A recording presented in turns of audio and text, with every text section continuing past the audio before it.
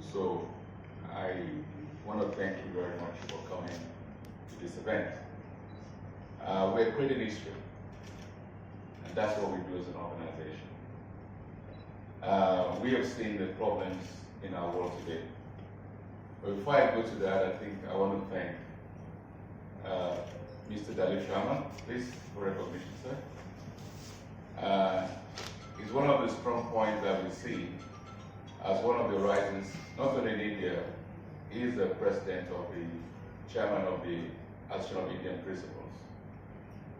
And they also partner organization to what we call the Global South Investors Association, which is here, which covers the whole 134 countries of the world, which we call the Global South.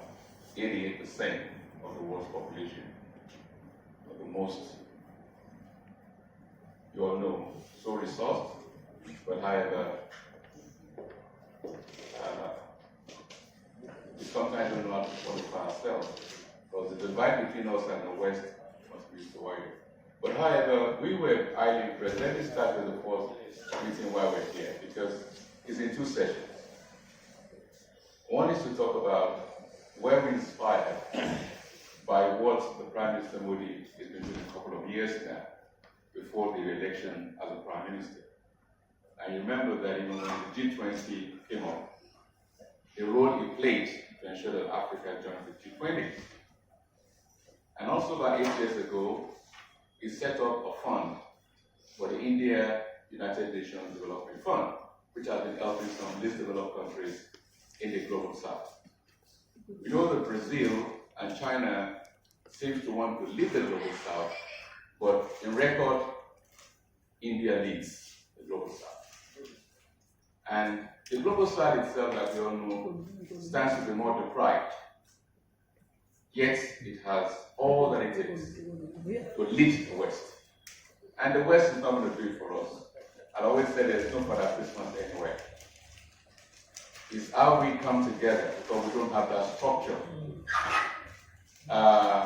Late Jawaharlal Nehru, a leader in this great India, along with some other leaders, Nasser from Egypt, Indonesia, they came to Ghana, which we had Kwame Nkrumah. They all met in Bali, Indonesia.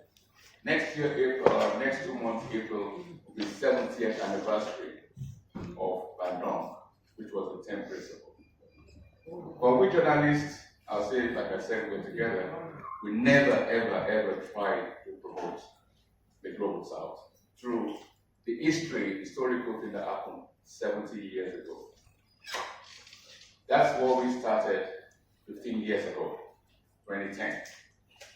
When we realized that rather than for us to connect, we're divided.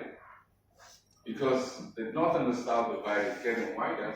Now with artificial intelligence, industrial revolution, it's getting wider. So what do? And that's why 50 years ago. But what we did first was to build relationships.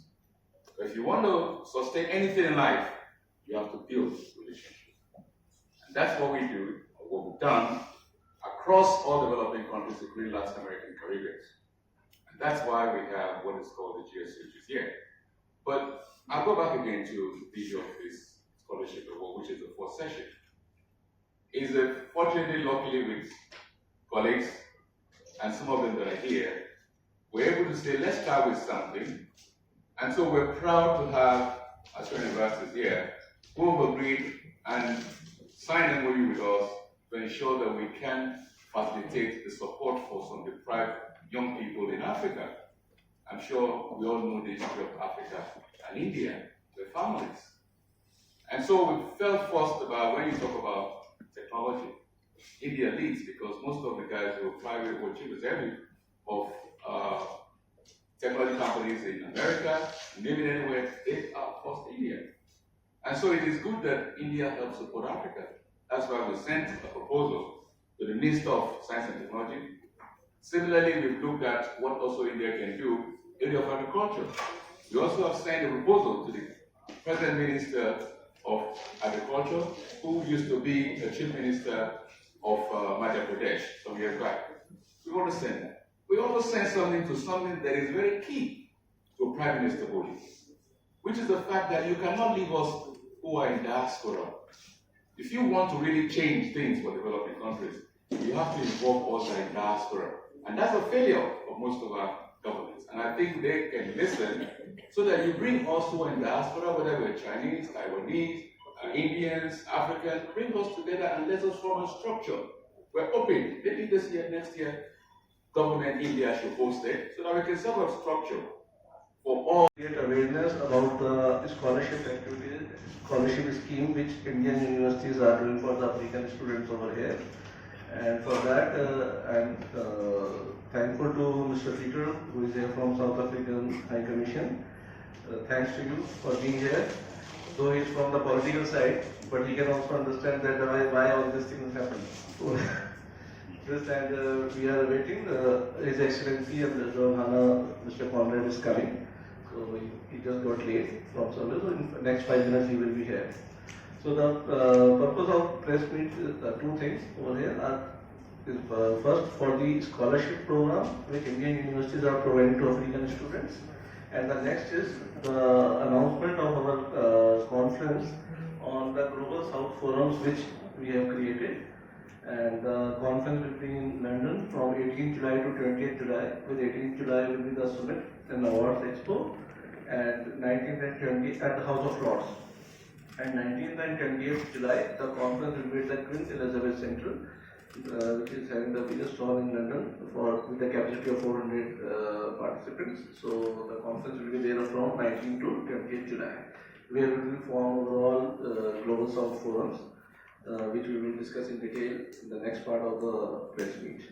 So welcome you all and thank you for being here.